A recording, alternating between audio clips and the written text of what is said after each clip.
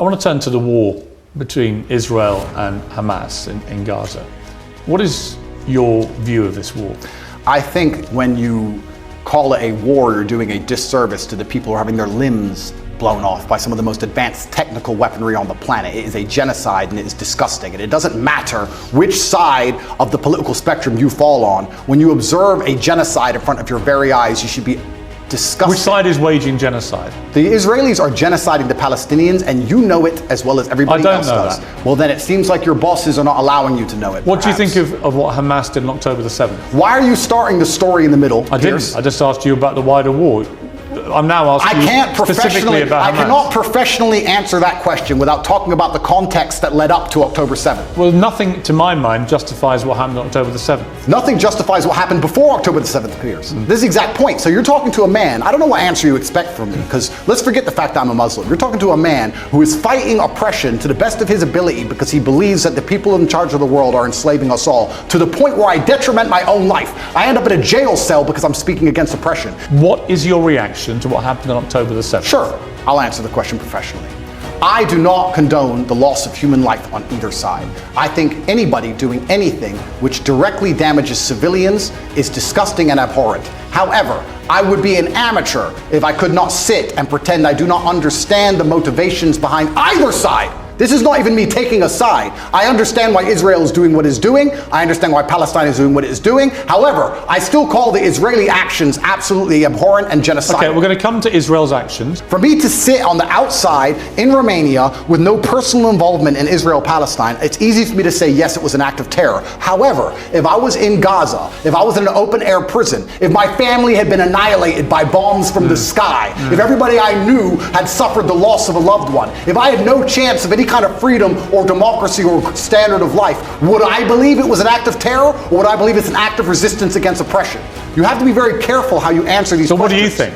I think I understand what happens when you take people and put them in such an inhumane condition. For anybody to sit and say that you're going to take people and put them in absolutely inhumane conditions and give them no standard of life, and they're not allowed to ever fight back, or they are terrorists. But I can agree with you. Anyone who does that is an amateur.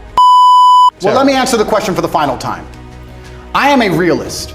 And as a realist, sometimes you do not come to the conclusion of labeling good guys and bad guys. The world is not black and white. Hamas are bad guys. No, the world is not black and white. The world is actually very gray. Anybody who sits and thinks there's clearly a good guy, there's nothing gray about what Hamas did, and clearly a bad guy, does not understand how the world works. And as a realist, what you do is you look at scenarios and you understand why they happen, how unfortunate they are, how unfortunate the loss of human life is, how civilians die on both sides, how innocents are dying in a chess game played by the elites on both sides. Both sides, you have innocent people who didn't even vote for the person making the decisions, who are ensuring their death, signing their death warrants. It's unfortunate on both sides. But listen, sir, you would not advocate Russia doing any of the things to Ukraine that Israel is doing to Palestine. I like to believe what's happening with Ukraine and Russia. What I will say to the people who are watching this at home is that if you are naive enough to believe that there are good guys and bad guys in wars, and it's as simple as good and bad, and that the bad guys are crazy, and the good guys want freedom, then you need to do a little bit more investigation into what's really happening, and you should shut the fuck up. And I mean it. Having seen war. My father died 6 or 7 years ago. I was a lot younger. The war in Afghanistan was going. And I remember asking my dad, saying, why do the Taliban even fight and resist the American war machine? They don't stand a chance. Like, why are these terrorists even fighting against the American war machine? And my dad said, they're fighting for their way of life. They want their wife, and they want their children, and they want their society and their language, and they don't want pride flags, and they don't want American bullshit, and they don't want to be told what to do. And they're fighting to be a culture and be a people which is independent in and of itself. Like, they're not the bad guys you think they are. They're people who are like, why are you here? What do you want? We don't agree with that. That's against our holy book. Fuck off, right? So even there's no such thing as good and bad in any war. As we said, there's no good guys and bad guys. But when you have a vested interest in something, I think that people are relatively simple. You're talking about why the American government has such a vested interest in this war. Which is not good for America. Which is not good for America. So is it, well, we can say it's for money, or we can say it's for power. What else would it be for? What, is it really for freedom and democracy? Well, I think that's already been destroyed by Zelensky, hasn't it? So yes. What is it for if it's not for money and power? And Then you say, well, who's the money and the power going to? People don't seem to think anymore. They believe that there's a good guy and there's a bad guy, and one team's completely good and one team's completely bad. One team's crazy. They often use the word crazy because to be completely bad, you have to be crazy, right? You're crazy. He's crazy, just for no reason. Reasonless. What? Oh, what are you talking about, man?